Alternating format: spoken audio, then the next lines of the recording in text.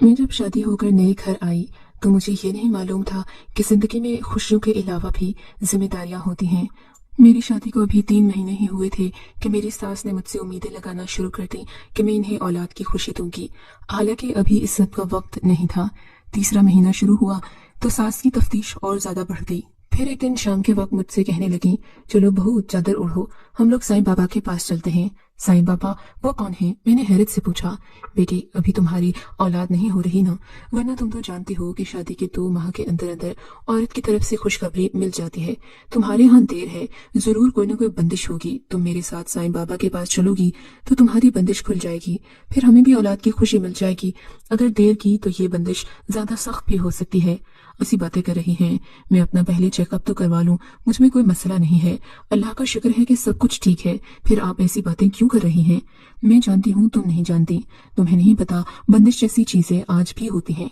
ज्यादा जुबान मत चलाओ, जल्दी करो, तैयार हो साईं बाबा के पास चलो।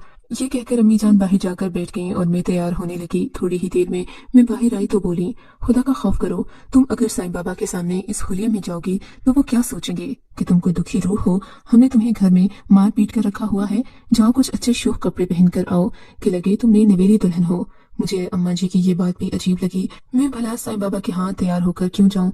आखिर वो मेरा लगता ही क्या है? गैर महरम के सामने तो औरत को पर्दा करना चाहिए। मगर मैं सास के कहने पर अच्छे भड़की कर और ऊपर काली चादर ओढ़कर आ गई। यही उनका भी हुलिया होता था, जब कहीं बाहर जाती काली चादर ओढ़ लेती। खैर, मैं रास्ते में उनसे मुख्तलिफ बातें पूछती रही। वो साईं बाबा की तारीफें करती कि उनके पास बहुत सारी औरतें आती हैं, कोई भी खाली दामन नहीं जाती। तुम जैसी कम उम्र लड़कियां भी आती हैं तो फैसियाब होती हैं। तुम खामखा की बातें ना सोचो, आजकल के डॉक्टरों का कोई भरोसा नहीं है, बस साईं बाबा ऐसा इलाज करते हैं, फिर किसी डॉक्टर की जरूरत नहीं रहती। मैं हैरान थी कि आखिर साईं बाबा के पास ऐसा कौन सा इलाज है। थोड़ी ही देर में हम बाबा के आस्थाने पर पहुंच गए। ये अजीब बदबूदार सी जगह थी, आसपास मच्छरों के ढेर थे, जबकि मैली सी चादर साईं बाबा के आस्थाने पर लटकी हुई थी और वाकई औरतों का रश तो काफी ज्यादा था। मुझे अंदर जाने के लिए अपनी बारी का इंतजार करना था।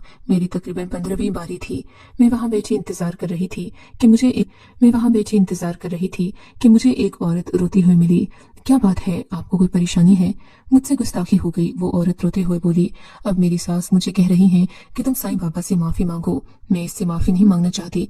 उस औरत की उम्र ज्यादा नहीं थी, वो बहुत खूबसूरत और मासूम लग रही थी। क्यों, तुमने साईं बाबा से गुस्ताखी क्यों की? बस मुझे वो कुछ अजीब से लगे। उस लड़की ने ये कहकर मेरे दिमाग में भी खतरे की घंटियां बजा दी।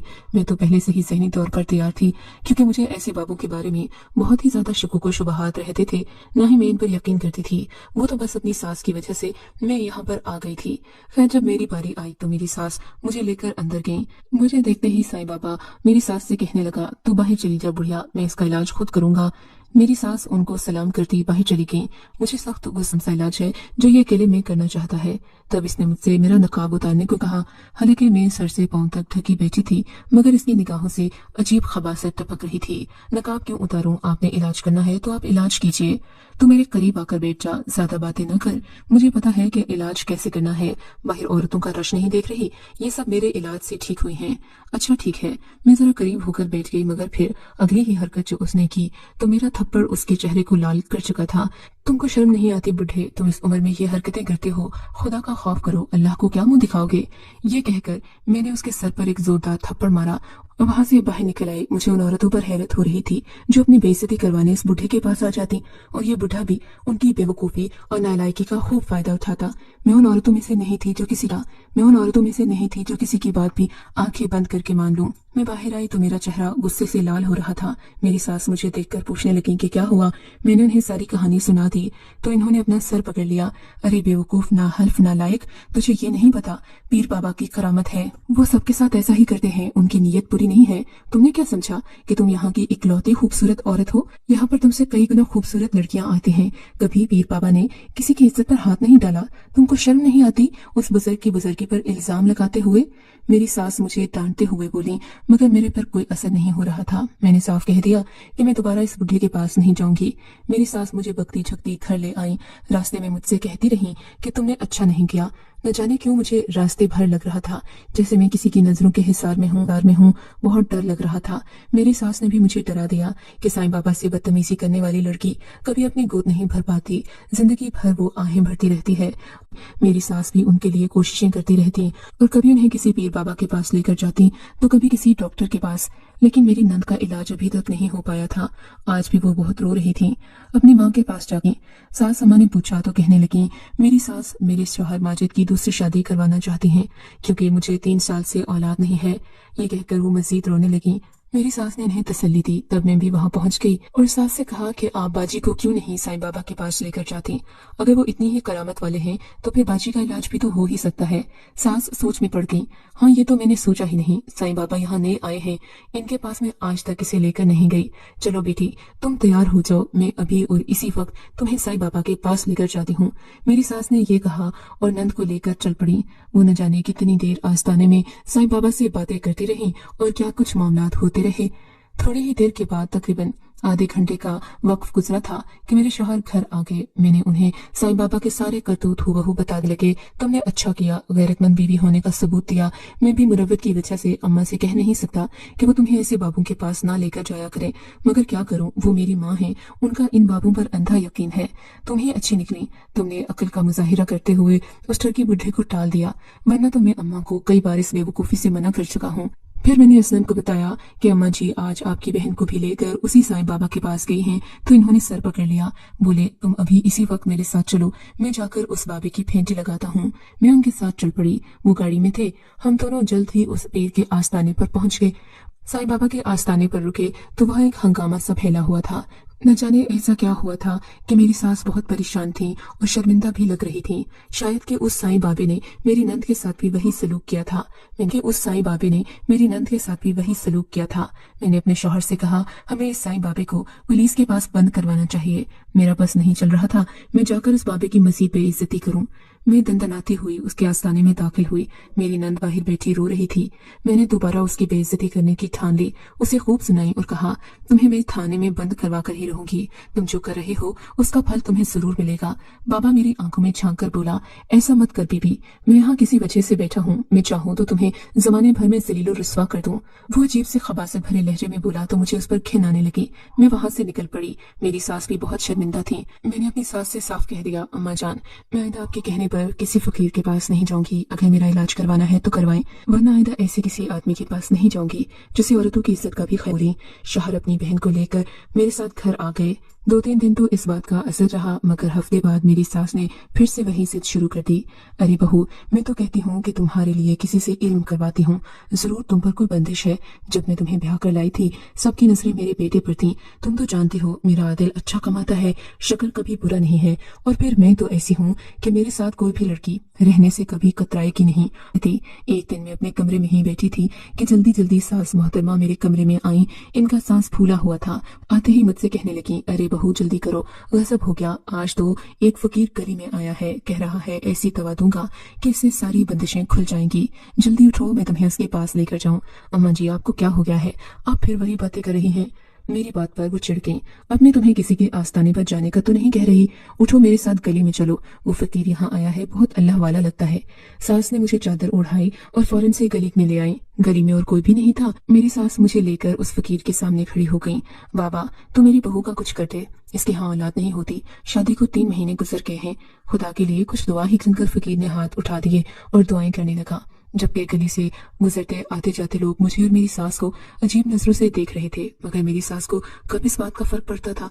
वो तो बस बात ही करती और उसके बाद कुछ न देखती कि लोग क्या सोच रहे हैं। अब वो फकीर मुझे दिलासा देकर जाने लगा तो मेरी सास ने मुझे कहा, जाओ अंदर से जाकर फकीर के लिए कुछ पैसे और खाने पीने को ले आओ। मैं जल्दी से गई, अपने पर्स से 500 रुपए का नोट निकाला और जल्दी से प्लेट में सालन और रोटी रखकर उस फकीर के सामने लाकर रख दी। मेरी सास बड़ी खुश हुई और बोली, अब तो देखना किसी न किसी की दुआ तो जरूर लगेगी। अम्मी जान, दुआ अल्लाह से खुद करना पड़ती है, आप ऐसी बातें ना सोचा करें। मैं ये कहकर अंदर कमरे में आ गई। तभी दरवाजे पर दस्तक हुई। सास शायद गुसल खाने में जा चुकी थी। वो भी थोड़ी देर पहले ही कमरे में आई थी। मजबूरन मुझे ही उठकर बाहर जाना पड़ा। दरवाजा खुला तो सामने गली का चौकीदार खड़ा था। क्या बात है जुल्फिकार चचा? मैंने पूछा। क्या तुम्हारी सास तुम्हें हर रोज फकीरों के पास लेकर जाती है? जी लेकर जाती है, मगर इससे आपको क्या मसला है? मुझे मसला तो कोई नहीं, मैं तो तुम्हारी मदद करना चाहता हूँ, जुल्फिकार ने कहा तो मैं हैरत से उसे देखने लगी। वो इस मोहल्ले में नया चौकीदार आया था। इसे कोई एक हफ्ता ही गुजरा था, मगर अक्सर हमारे घर के इर्द गिर्द ही मंडलाता रहता, और आज भी इसने मुझे फकीर बाबा के साथ देख लिया था कि मेरी सास मुझे दुआ करवाने के लिए बाबा के सामने लेकर आई थी। मैंने नागवारी से पूछा, तुम मेरी क्या मदद कर सकते हो? देखो, मैं तो ना ही तुम्हें किसी फकीर के आस्थाने में जाने का कहूंगा और ना ही तुम्हें कोई और बात, बस तुम्हें एक ऐसी चीज दूंगा जिसे खाकर तुम औलाद पैदा करोगी। मैं? वो क्या चीज है? मैंने हैरत से पूछा। बस तुम्हें कल बताऊंगा। मैं तुमसे कोई हाँ, मगर इस इलाज की एक शर्त होगी, और वो शर्त मैं तुम्हें तब बताऊंगा जब तुम उम्मीद से हो जाओगी। चौकीदार ने ये बात कहकर मुझे हैरान कर दिया। मुझे औलाद की तो कोई जल्दी नहीं थी, हाँ, मगर मेरी सास को बहुत फिक्र थी। तभी मैंने हामी भर ली। चौकीदार ने कहा कि वो कल मुझे खाने की कोई चीज ला कर देगा। मैंने अपनी सास को भी ये बात बता दी। वो कहने लगी, मुझे तो लगता है कि इसी में इलाज छुपा होगा, क्योंकि खाने पीने की चीज मैंने तुमको पहले कभी ला कर नहीं दी। ये चौकीदार भी घाट घाट के फेरे होते हैं, क्या मालूम कि ये चौकीदार भी किसी फकीर के आस्थाने पर जाता हो। इसी वजह से जरूर इसके पास कोई न कोई इलाज होगा, वरना तो ये चौकीदार इतने वसूख से ये बात कभी न कहता। तुम इसे मेरा मत बताना, मुझसे ये काफी डरता है। वैसे भी मैं नए लोगों पर इतनी जल्दी भरोसा नहीं करती। एक हफ्ता पहले ही तो यहाँ आया है, पुराने चौकीदार की जगह। मैं अब इससे कोई बात नहीं करूंगी, तुम ही इसे ले लेना तक में रहे, और इसकी शर्त भी पूछ लेना। जो भी शर्त कहे वो बिना चूंचरा मान लेना। मेरी सास ने कहा तो मैंने इस बात में सर हिला दिया। इस बात से वो भी खुश हो गई। अब मुझे अगले दिन का इंतजार था। मैंने ये बात अपने शौहर को नहीं बताई थी, क्योंकि इसमें मैं भी खुद भी शामिल थी, और मैं ये हरगिज़ नहीं चाहती थी कि मेरे शौहर पर ऐसा तासुर पड़े कि मैं भी मर्दों से बातचीत कर लेती हूँ, या मुझे सास को खुश करने के लिए एक चौकीदार से बात करना मुनासिब लगा। अगले दिन दरवाजे पर उसी वक्त दस्तक हुई।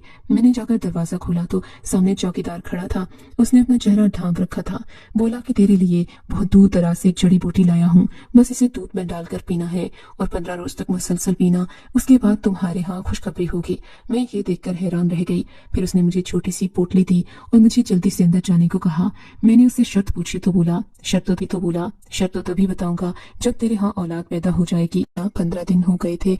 इन दिनों मेरा इलाज भी चल रहा था।